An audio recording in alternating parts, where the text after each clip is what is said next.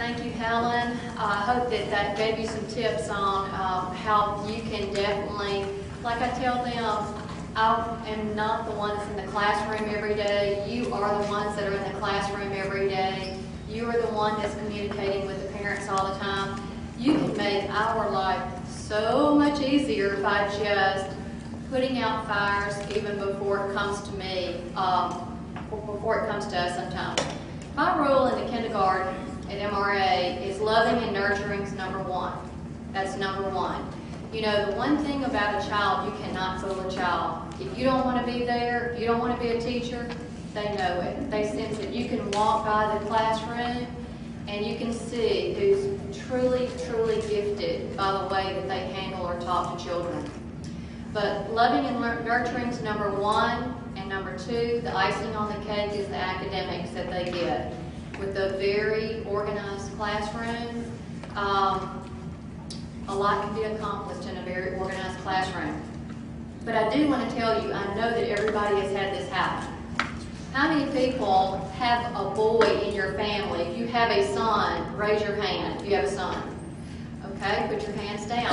You girl moms, if you have never had a boy in your life, they love to water the flowers outside. They love to water the tree, christen the tree. We have a log cabin in the back, and every year somebody christens the log cabin. So, it's going to happen. And what I usually do is I call the parent. You know, the boy goes to hunting camp on the weekends, and they use the bathroom outside. So they think it's naturally okay to come to school, and they don't want to stop to play, so they use the bathroom outside. So what I do is I call the parents and say, this is what happened today. I want to let you know, so it's a warning, and please talk to him when he gets home, that he cannot do that on the playground, that is not acceptable. And then when you go to deer camp with him or whatever, be sure and tell him this is the only time we do this. Not on the playground, only at deer camp. But I've had to do that, and usually girl moms come up and I'll say every day, I mean, not every day, the one time that it happens or two times that it happens, you know, I'll tell them it happens every year and it's something that we correct, but we can't do anything about it during the time that they're in mid but we are on top of things. We really are on top of things. But I do want to tell you, communication is such a wonderful thing, and there is no better master at this than to tell us how to deal with parents, because I feel like I am to the age now that I parent the parents. And that is the reason that I have so much communication and so much involvement with my parents and my grandparents. I don't stop at the parents. I go to the grandparents, and we have grandparents that come in and read every morning from 8 to 8:15 when they're getting wound down. So every day we have somebody in our building reading, whether it's a grandparent, whether it's somebody from over at the nursing home that comes in and reads. We have readers every day. So I have to involve the grandparents now, because I want the grandparents are still parenting their children and their grandchildren. So I feel like most of my time is spent not necessarily parenting the child that I have, but their parents. So I feel like I minister to them. It's not, I shouldn't have said parenting, I say I minister to them every day. But anyway, the master at this is Dr. John Cox. And Sue's not here, but his children went to Sue's school, which is my best friend, Sue Neville, which is at Trinity. And she and I have known each other for a very, very long time. And John has some wonderful girls that are now probably grown up. But I'm going to turn the program over to Dr. John Cox, and he is going to tell us a little bit into the inside of parents and how the best way to communicate with parents. Dr. Cox?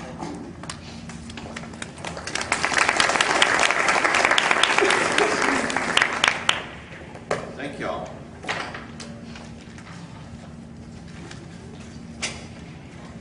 I have the opportunity to speak to y'all or your counterparts at least once a year, it seems like. I always enjoy it so much. I am a psychologist, And actually, 25 years ago this week, I packed my poor little new bride up in a Ryder truck and drove her to Los Angeles to go to psychology graduate school. At the time, she had a 94-year-old grandmother and a 104-year-old aunt who had a conversation about what in the world I was doing. And the 104-year-old aunt says, "What is it that John's going to do when he gets done with school? I'm taking poor Norma to crazy Los Angeles for 5 years." And the 96-year-old grandmother said, "Well, when he's done, he'll have an office, and people will come and talk to him, and they'll tell him about their problems, and he will listen to them and ask them questions about their problems and get to really know things in their families and the things that they're struggling with in their life." And the 104-year-old aunt said, "In my day, we just call that being nosy." So that's actually what I do. I'm professionally nosy. And so one person told me, they said, "I would hate your job. You get to know all the scoop in Jackson. You can't tell anybody."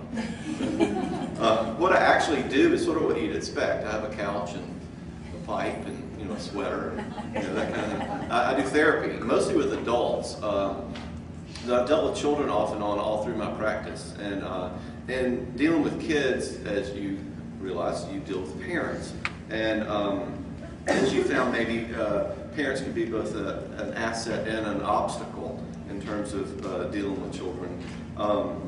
I find that it's necessary, though, to make sense of where the parents are, and in dealing with parents and dealing with kids.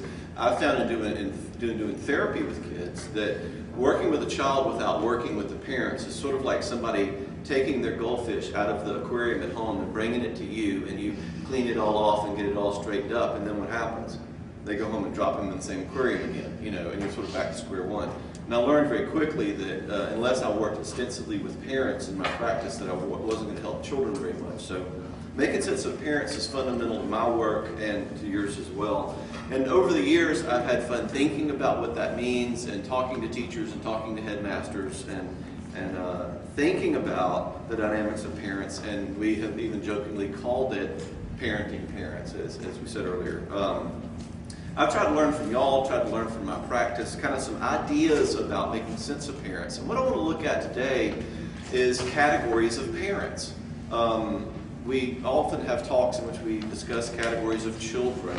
Well, I want to talk about categories of parents. I want to look at the styles these parents have with y'all, the styles they have with their children. I want to look at what you can do in response to them, the parents, and what you can do in response to their children as well. Just to kind of create some principles, some categories, some sort of hooks to hang your hat on as you're making sense of dealing with parents.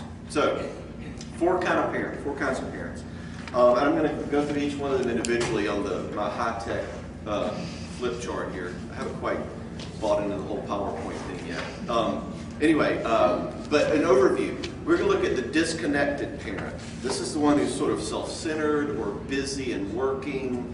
This is the sort of mover and shaker parent, maybe. The one who basically is somehow not involved with their child. Secondly, we're going to look at the overprotective parent. This is the one who's anxious and needy and over-identified with their child.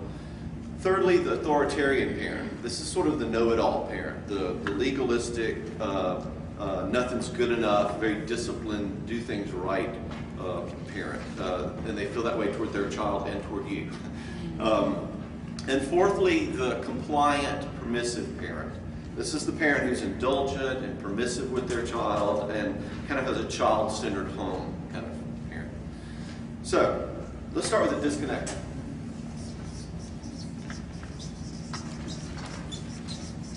There's a couple different versions of this one that I want to look at. One is a parent who's disconnected because, in a sense, yes. Yeah. Excuse us, we'll take it a second, make sure he's able to hear him well. Can y'all hear me? Is that good? Lots of strength.